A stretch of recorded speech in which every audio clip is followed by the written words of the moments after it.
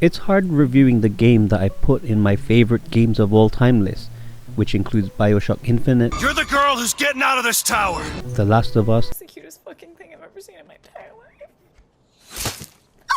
Portal 2, I'm gonna lay my cards on the table. I don't want to do it. I don't want to go in there. Don't go in there. She's all. and many more, as my favorite game of all time. And that's why I decided to make this my first game ever to review. At least I've got an excuse. But also, I think it's going to be tough because gamer girls and gamer boys around the world care about different things. For some, it's that beautiful snow deformation in Red Dead Redemption 2, So squishy I could die! also known as the graphics. Some people blow their load at the smooth, slick jumping of the chubby Italian plumber in Mario Odyssey, also known as the gameplay. For ploppers like me, it's the part where tells that he isn't her and that she'll never be his daughter, and then you proceed to kill a I'm gonna say the N-word. No, stop. Why? Thank you, no. hashtag spoilers for a good game made by cutie cats, also known as the story. So it's easy for me to gloat about how finding paradise will make you find paradise in your pants or something. Instead, I'm going to have a fair discussion on the stuff that made me do this,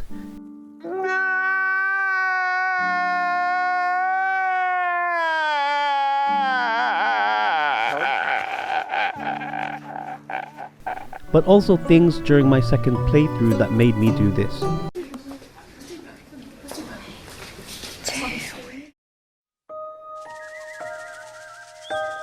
Finding Paradise is a story-driven RPG developed using RPG Maker by the small indie developer Freebird Games that technically revolves around a guy called Colin and the fulfillment of his dying wish. We as the player, however, follow two scientists that work for Sigmund Corporation, a company that changes memories so that the wish of their clients, who are always dying people by the way, kinda take place. From beginning to end, it's the player's motivation to find out what happens next that keeps players engaged with the game. I say that because if you look at the other elements of the game, Apart from the music, it's actually freaking amazing. there isn't anything else in the game that stands out on its own. Why did I put so much emphasis on how I think two major pillars of any game, the graphics and gameplay, don't really stand out on its own? Because if you look at it completely out of context, there's nothing groundbreaking about it. The graphics aren't bad. In fact, if you look at the limitations of the game, I'd say Freebird has done a great job doing what they set out to do.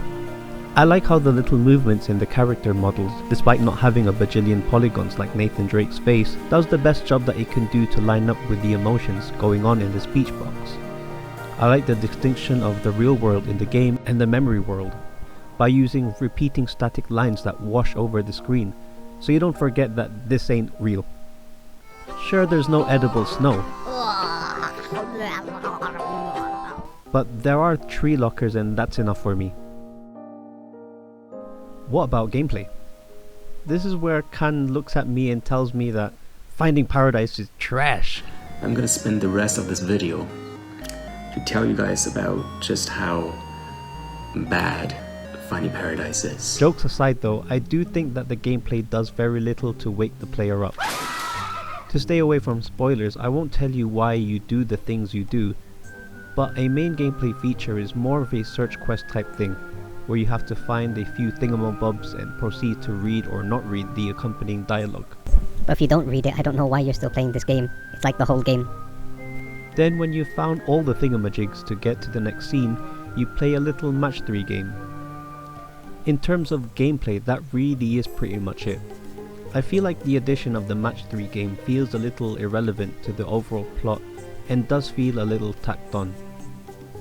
The finding of whatchamacallits though make a little more sense, since investigation is key to experiencing the game, As in, you can waste your money and not read the dialogue if you want to. and it still means that Freebird Games was right to put Finding Paradise in the little video game medium jar. But just cause you can move the two main characters and click space or left click for dialogue, does that really mean Finding Paradise wouldn't work as a movie or TV series? Honestly, it's hard to say. I guess we will find out when the prequel to Finding Paradise, To the Moon, gets released as an animated film. But does Finding P work as a game? I would say yeah, it does. if we do a little backtracking, going back on the topic of graphics, one thing I really like about the low pixel count style of the game is that it puts more emphasis on imagination. Like I've indicated before, the game is pretty much all about dialogue. I do think the low resolution, Metaphorically speaking, and literally, the game is freaking 480p, and you can't change it in the settings, as in there are no settings. way it represents the wish fulfillment story, guides the player enough so that, for example, he or she has a good enough idea of what Dr. Neil Watts and Dr. Eva Rosaline looks to visually understand the characters, but also why fan art of the two doctors can vary quite a bit. While many AAA single-player games nowadays feel closer to movies, as in they show you in detail their vision of the character, Finding Paradise and in general these narrative-based games feel more like a good book, that it allows you to see the story in your own special little way. I just want to take out a part of one of Kangal's tweets about Finding Paradise, that reads, "Finding Paradise is about seeking reality from fantasy." I think as an overall package, Finding Paradise has an amazing story That's why I'm pretty much not saying anything about it. that might work as a series on Netflix or something, but I can guarantee at least it's a moving experience as a video game. So at the end of the day, that's really what matters. When you turn on your PS4 and you hear or your PC fans go or your Xbox go Xbox. I don't know what an Xbox sounds like. I'm freaking PlayStation Nation. What do you expect from the games that you play? I've put in 1,230 hours playing Dota 2 and probably the same amount of time, if not more, playing Overwatch. Where I also played for an amateur league. #ProMaster Gamer Beast. I spent a good time of my life drawing lines in The Witness and also killing versions of myself in the Swapper. TBH, I actually think Undertale does a better job of melding its stories, themes, with it being a video game and whatnot. Big however though, I've only completed To the Moon and Finding Paradise twice.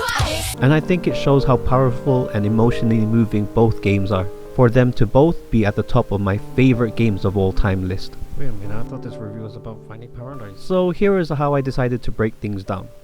I'm gonna give 2 scores for every review. A I'm a video game critic score, where I do my best to rate the game on all its merits and demerits, so that the score reflects what I think the general populace might give it. But I'm also going to give it a my personal feeling score, where I'm just gonna score it depending on my personal enjoyment, regardless of anything concrete. Which score you think is more valuable can be your own judgment, but either way, I don't care. For my I'm a video game critic score, I give Finding Paradise a solid 8. It has gameplay that's kind of fun, yeah, but it has a story that's freaking amazing. And no surprise to anyone, but my personal feeling score, I'm gonna give Finding Paradise a 10 out of 10. Masterpiece, IGN 10 out of 10 masterpiece, yeah. Hey guys, if you enjoyed this video, it would be amazing if you could comment below and just tell me what you think. This is my first time doing something like this and I really enjoy talking about games. I'm unlucky enough, I guess, to basically not know anyone in real life that's played any of the games I mentioned, so it's great to have an outlet to bust my video game passion all over. Demonetization, here I come. Anyways guys, what I mean to say is please comment, like and subscribe and all that, and I hope to make more video game content soon. And as a UK man dems, I'd just like to say to anyone watching, safe man.